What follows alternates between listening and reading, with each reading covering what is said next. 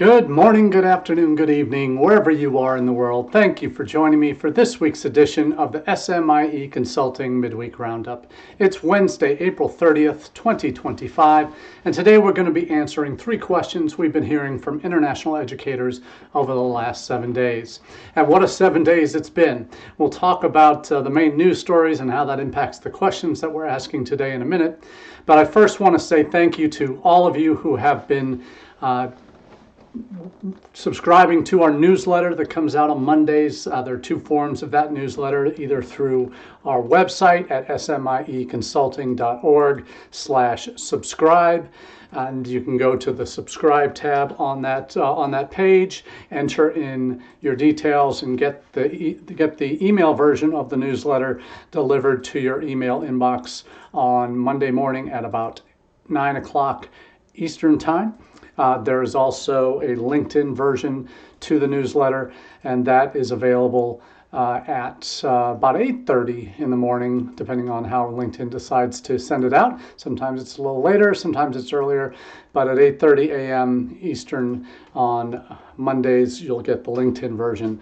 Now, between the 2 versions of this newsletter, there are over 2,500 subscribers currently, so really excited that so many international educators are getting this newsletter as part of their international edification each week. Had some really positive compliments on this week's newsletter from some folks I've known for quite a while that have been reading, faithful readers, thankfully, of the newsletter, and they were sharing out their positive feedback. So really appreciate that. It makes a difference to hear those comments and keeps me energized to keep delivering this content week after week. So if you're wondering about that newsletter, it has 4 or 5 different sections, primary of which is the social media news, where it covers how social media is being used in international education, covers AI topics in international ed, covers upcoming webinars, digital reports, online blogs from international educators that I like to share on a regular basis. Then it has 3 other main sections, U.S. News Central, that has what the current news topics of the week are and how we can potentially, providing you my hot takes on those on Mondays. We also have a Solutions Central section that talks about some of the ways that international educators are making use of some of the data that's out there and moving in positive directions. And then there's a global roundup. And why is that important? Because we live in a global world, an increasingly smaller world, where particularly our field, international education, what happens here is dependent a lot on what goes on around the world, and how we approach the world is dependent on how they are individually responding to different aspects of international education in their own countries. So the roundup today on Wednesdays takes themes we see developing in the newsletter on the previous Monday, and we come up with 3 questions each week that kind of allow us to go next level into some of the details over the next half hour on how these topics, these themes, these questions can be answered and how we can respond to them in our jobs in international education, particularly here in the U.S. So let's get right into it with our first question of the day. What's next after SEVIS termination reversals? And those of you who were paying attention to your news feeds on Friday, you saw quite a bit of news coming in the early afternoon that had to do with the government, this actually was happening as part of a court case that was being heard. A Department of Homeland Security attorney was arguing before courts that they were basically losing a court case that had to do with some of the students that have been suing the government for their wrongful SEVIS terminations, those auto terminations that occurred without due process, without any review, just an automatic termination that jeopardized their status. We had one assistant U.S. attorney argue in Detroit at one of those court cases that just because their SEVIS records were terminated didn't mean they were out of status, and that was the biggest joke that ISSS folks had ever heard. And what happened next was we saw that the government was clearly losing the argument. They realized they'd made some pretty stupid mistakes in authorizing this AI bot to go crawling through government criminal records or any kind of infractions of even parking tickets, how they got into these records in the first place. We get how they get into them, but why they went even so set the parameters for these AI searches down to parking tickets is ridiculous.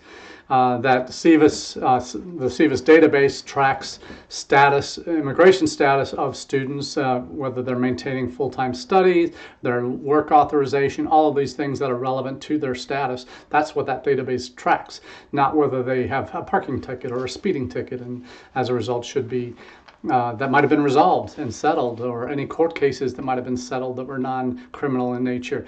These are the things that the government has realized they made terrible mistakes, and they were losing the courts, and would continue to see these court cases go against them. And there were plenty of them. There were over 65 different court cases brought by universities and students against the government for their improper and unlawful termination of their status. So this is, though the DHS is saying they're not done, they're going to come back and figure out a way to build a review process, which should have happened in the first place. They just got ahead of themselves, way over their skis, and they fell tumbling down the hill and created a big snowball effect that did way more damage than the good it might have potentially been intended to do. And we don't even really believe that for a second in most of our international ed circles.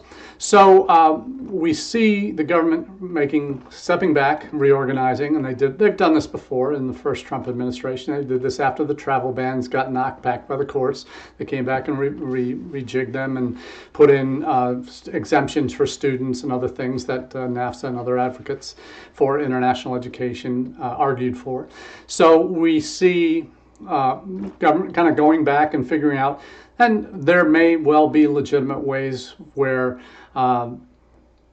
that there needs to be a process in place, because right now it's all dependent on DSOs, PDSOs entering information into SEVIS that then if they're below full-time status for a period of time, if they've not updated their address, they haven't gotten a job, whatever it is, that can potentially lead to a student going out of SEVIS status. What they will probably like to try and build into it is some kind of overlap with actual criminal databases where felony convictions are connected and not only and tried and convicted of crimes as grounds for removal, and particularly on the anti-Semitism bent that the government is currently on. So we'll see if that materializes. But clearly they failed. They overreached, and the knockback is forcing them to do a rethink. Now, what will happen next is that they're going to go back and they'll try and figure something else out.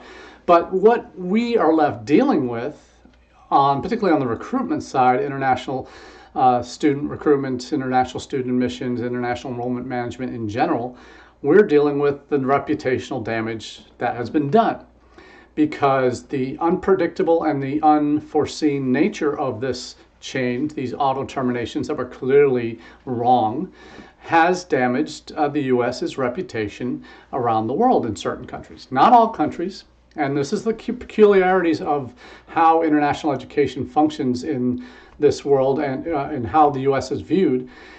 There are countries, and I had this conversation just yesterday when I was on campus at the University of Akron, where I work full-time. I had this conversation with my PDSO colleague and shared that there are countries around the world where this kind of authoritarian leadership that we're seeing here in the United States is normal, and that governments make capricious decisions and students roll with it and families roll with it. And there are countries in East and South Asia where this isn't seen as that unusual.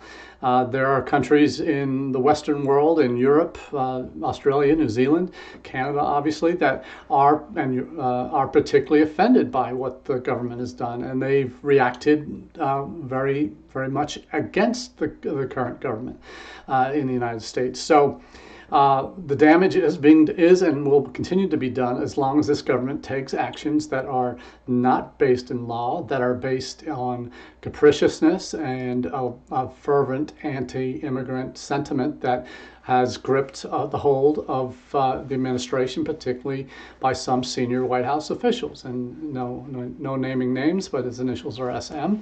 And people like that who have the ear of the president and have been drawn into this are kind of not the brains. I don't want to give them that much credit, but are the motivation for a lot of what these policies have been, are frankly doing more harm than good to the U.S.'s reputation, particularly when it comes to international education. We've seen the assault in general from this administration on higher education.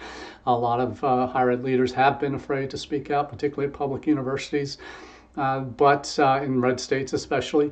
But you see now there beginning to be a groundswell of support amongst universities against what the administration is doing and pushing back.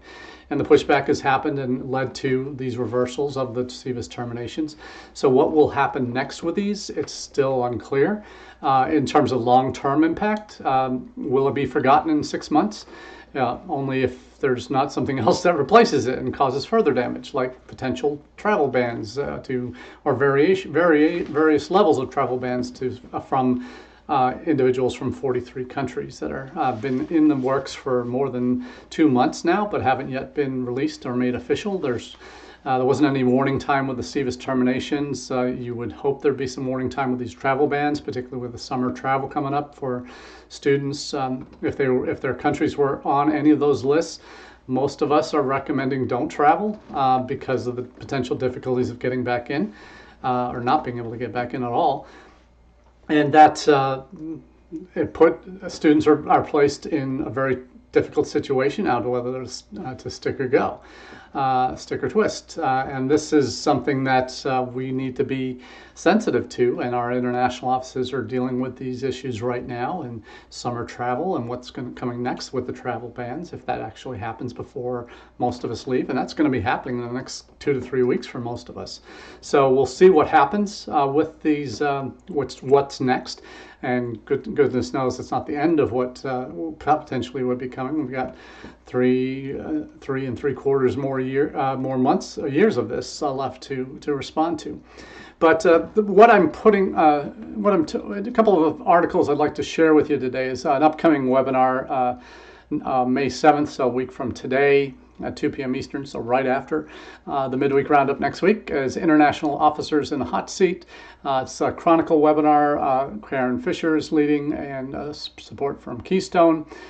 There is also there was some really good insight from Inside Higher Ed on some of the lessons, what they've learned from the SEVIS terminations, that the data set is growing, but there's still a lot of information not there. They had identified, I think, 1,500 last Friday before the records got shifted up or started to be reinstated. But the Chronicle was saying there are 4,500 students that were affected in this initial SEVIS terminations phase. We see the articles that we're sharing now are certainly the ones that we'll talk more about what happened with these terminations, and then what the government might be doing next. But we are also seeing that there aren't all. I mean, with what we're dealing with at Akron, we had 3 students that were impacted. 2 got their statuses reinstated on Thursday night. The final one had his restored, I think, on late Friday or over the weekend. And the problem was he had already left the country, and we're trying to figure out how to get him back in now. Not sure if his visa that was revoked after the SEVIS record was terminated, whether that automatically gets reinstated. So there's a lot of unknowns yet, particularly for those who left the country.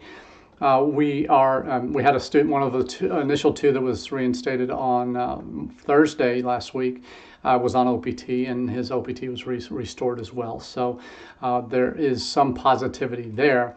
However, we are seeing we are seeing that not everybody has seen 100% reinstatement yet. There may be some other oddballs that aren't, or not oddballs, but just different potential equations in the mix that we're not fully aware of. But what we're dealing with now, frankly, is something that is beyond just welcoming those students back in whatever way we can, or allowing them to fully resume their duties and what that looks like. There has been damage done because some, as you've heard, some already were told by their institutions you have to self-deport in a certain number of days.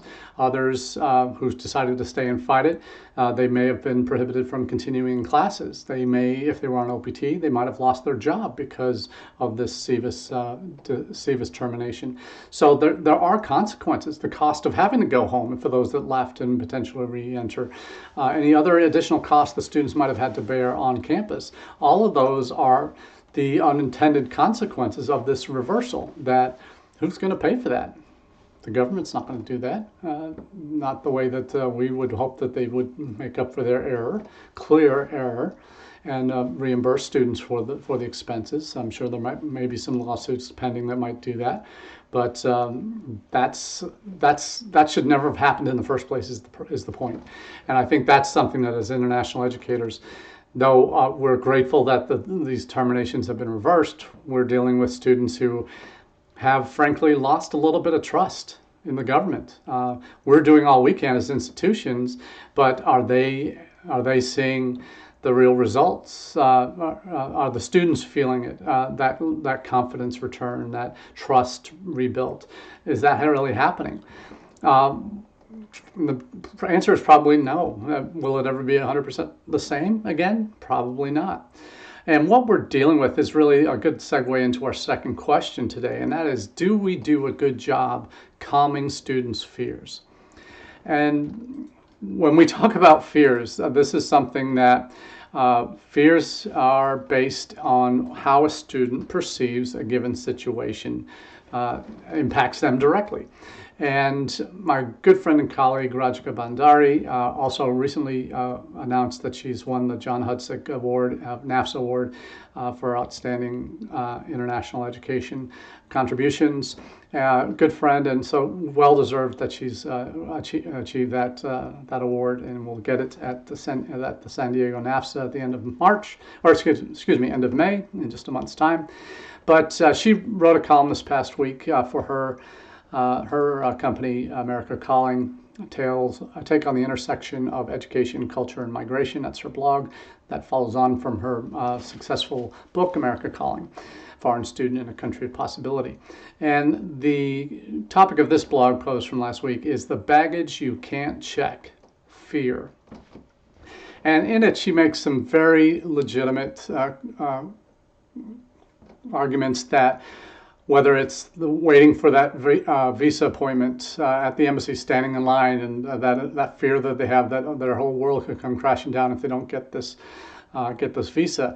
It could be for students who are on campus when those that participated in Black Lives Matter movements and after the George Floyd murder, whether they got involved in that. If they might have been drawing attention to themselves, particularly if they got involved in the pro-Palestine, potentially pro-Hamas protests post October 7th over 2023. So we see them kind of finding their voice, but also becoming a little bit more cautious about whether to engage or not, and that's a reality they're now facing. That what Rajika's point in her blog is that the developments over the past month, this is a quote from her blog, over the past month have effectively silenced the international student voice. Because for those students that had become politically active, not all students are, and a very small minority have been, and that's okay. And many of the reasons why students don't tend to draw attention to themselves is because we've heard this for years from Chinese students that are in the United States. They would never say anything against the Chinese government because the Chinese government does have spies in this country, particularly within a lot of Chinese student associations on campus that are agents of the government that are monitoring student behavior and reporting back to Beijing or to officials about students that might say anything pro-Tibet independence or pro Xinjiang minority Uyghur groups or any other human rights abuses in China. Students who stand up for those cases are oftentimes targeted. So they're coming from cultures where it's not okay to really speak their mind. So I think what a lot of students are realizing is it's best not to muddy the waters or stir up conflict, even though we pride ourselves on our campuses as being bastions of free speech and allowing for the open discussion of ideas. The reality is these students who've come to the United States have so much riding, their futures are riding on their time here, on their ability to study, on the funds that their parents and families are paying to allow them to be in the country and to take these degrees, that they don't want to mess that up. And that's what Rajika's point is, that their voices are being silenced, that they will not take the steps to let their voices be heard, even though they might fully support some of the decisions or some of the protest ideas that are being floated. Certainly, students from the Middle East certainly become very, very much targeted for their views, particularly on this issue of Palestine, and had an interesting conversation. And this is probably reflective of where most students lie on this issue, or not lie as in say or be untruthful, but where they sit is a student from Jordan who's in the United States now. He's on scholarship from the university. That if he didn't have it, he wouldn't be able to stay. I met with him a couple weeks ago and had the discussion on what is all the demonstrations that have been going on campus. It hadn't really been open violent protests on his campus, but I asked him the question: how have you felt being from Jordan, where your country is over a quarter of the people in that country are Palestinian refugees? You have a certain affinity for them and feel that they deserve their homeland, all of that. How have you felt either restricted or encouraged, or how have you felt regarding all the kind of current political climate and the protests and all that? And he was very, very, he was a freshman and very articulate, very even-tempered, very measured in terms of how he answered this question. And he basically said, "Hey, I have to be neutral here. I can't afford to let my true heart speak for the causes I believe in, because of what the potential consequences are for those that really speak out." And it's a sad thing to hear that from a student in this day and age, that they feel they cannot say what they want on topics that are so important to them and core to who they are. So his fear is, I speak out, I might not be able to continue my studies here. I might be sent home packing. And he doesn't want that. His parents don't want that. He's got the incredible opportunity to do his undergraduate degree here in the United States, and then that will open many doors for him, hopefully.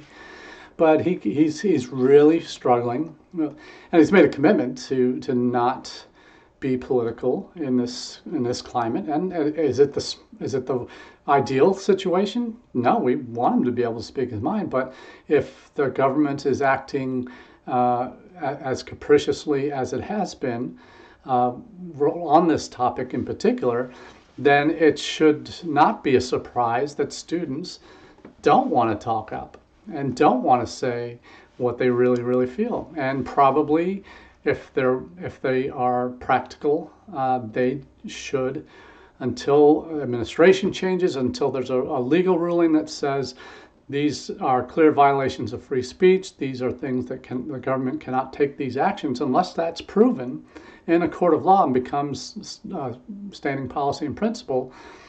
Then students probably shouldn't be, and as sad as that is to say, shouldn't be taking stances that are in direct opposition to this government.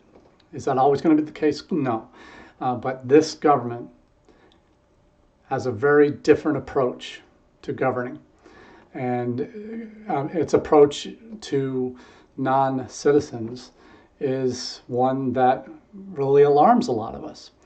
As an immigrant myself, who came here when I was 5 as an L2 intercompany transfer dependent, we worked through my dad's worker visa situation, became permanent residents, got our green cards, and then eventually I became a naturalized U.S. citizen before my 18th birthday. And even people who have gone through that process like me don't feel entirely comfortable, even though I've been in the country 51 years.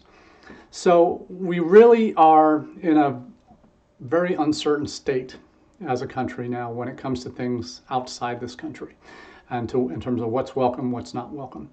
In the past, the government this administration, first time around, said they welcome all people who go through the right channels. And ideally, we want all individuals who come to this country to do so legally and through the proper channels. The problem is, in the last 4 years, 10.5 million people did not come through those channels legally and have been let loose into the country without real tracking or monitoring at all. We don't know where most of them are. And now that was the election result in November, was in large part a reaction to that and getting back control over the immigration issue, over the border. And this administration is going completely the opposite way. And in terms of border crossings, in terms of apprehensions, all of those numbers are just proof that this current government's approach is much stricter and much more restrictive and much more legalistic than what had previously been the case in the last 4 years. So what's happened? So are we doing a good job of calming student fears? On our campuses, I think we're doing about as good as we can. But is our government giving us any indication that it's going to support what we're trying to do? Not yet. This reversal on Friday was a start, but it's a decision that never should have been in this situation in the first place, basically. So let's get to our final question of the day, and that is, will elections in Canada that just took place this past week and Australia coming up doom international education in those two countries? And it seems like all the big four countries, US, UK, Canada, Australia, are experiencing strong anti-immigrant sentiments that are forcing governments to restrict entry in various ways. We've seen Canada restricted for the last 2 years. The new government that was just elected, the Liberal Party, who was kind of continuation of Justin Trudeau's party, different leadership, obviously. It's not a majority government, so they're going to have to form a minority government, and that will mean some concessions to maybe the party in Quebec or other parties in Canada to try and come up with a majority ruling government. So in Canada, for example, the elections were just held. Liberal, the Prime Minister that was elected, Mark Carney, is in the Liberal Party, same as Justin Trudeau, kind of favored the caps that have been put in place over the last couple of years, and they are with the goal of his goal of, and the Liberal Party's goal of capping all immigration to 1%. There hasn't been specific mention on international students and what those numbers would be, but in Canada, the elections seem to be have produced both parties having either maintaining the restrictions that have been put in place, or if the Conservatives had gotten in place, it might have gotten more significant restrictions that would have tied any increases in immigration to increases in housing capacity, because that was one of the bigger reasons that led to the original led to the initial caps that were put in place in Canada over the last couple of years under the previous IRCC minister. So what I'm putting in the link here in the chat here are some articles on two from Australia, two from Canada, that kind of outline what those restrictions are, what the two parties would have. The first one on Canada, the one most appropriate because it actually deals with specifically for international ed policy, does talk about what the article is what international students should expect from the 2025 Canadian election. So the Liberal Party under Mark Carney, the quotes from the article that Carney is committed to maintaining current immigration caps until Canada addresses key infrastructure challenges. And he says they're not adequate housing, and not everyone who came here for an education was getting an education they would expect. That he emphasized that caps will remain until we expand housing. So the temporary resident population by the end of 2025 is going to decrease another 5%, according to the Liberal approach to government there, and that they might be looking at more sustainable funding models. He noted that transfers from provincial coffers have been frozen, leaving universities to rely completely on international students for growth. This suggests a Liberal government might work towards some more sustainable funding models while maintaining current restrictions. For international students, the article goes on, this means continued restricted access to study permits, more selective admission criteria, limited pathways to permanent residency in the short term, and a potential shift towards quality over quantity in international education. So a lot of the boom in Canada over the last decade has been in the vocational ed sector, where a lot of public-private partnerships were established between public colleges, vocational colleges in Canada, and private ones that were, in many cases, 90% international students and were just moneymakers for them as pathways for Indian students to come in and become eventual residents and workers. So it looks like the Liberal Party will continue the restrictions that have already been put in place, and and the institutions should not hope for an expansion anytime soon until infrastructure needs are met. In Australia, both parties again are taking similar. Ruling party would continue their increase of fees, increase the visa crackdowns, particularly on Indian students. We've seen a ban on Australians recruiting from 6 states. Now that the visa matters are critical and will determine where Australian institutions can recruit. The opposition party has declared that there would be reduced student intakes internationally by a further 80,000.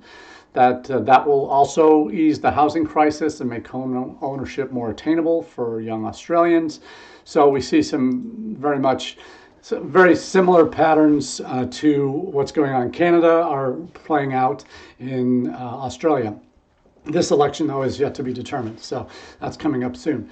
But both do not bode well for dramatic improvements in their current situation, and in fact, restrictions will still be in place in both countries, regardless of who wins. It's just a matter of how significant those restrictions get, if they're added to or not. So a lot of uncertainty, not just in the U.S., and that's why we always talk about perspective here. And one of the questions we always focus on in the Roundup is on what's going on in the rest of the world and how does that impact what we do. So we haven't talked a lot about the UK in recent weeks, but they still have their problems. A lot of universities are in some serious financial doo-doo. Visa applications are way down 40% in some cases, so that's having serious implications there. So none of the big four are doing well. There was just an IDP Emerging Futures 7 data release that'll be going live for everybody. I think today was the first day. So there's some interesting data in there in terms of how sentiment is changing toward the U.S. in terms of satisfaction and how well that bears out in terms of enrolled students this fall. Months to go yet before we know that for sure. But initial signs are that there's some real challenges still in India getting visas. So we'll see what happens along those paths over the coming weeks. So that's all we have for you this week on the Roundup. Thank you very much for joining me. Really looking forward to chatting with you in the future weeks and months, and look forward to seeing you at an upcoming conference. All the best, and until next week. Cheers.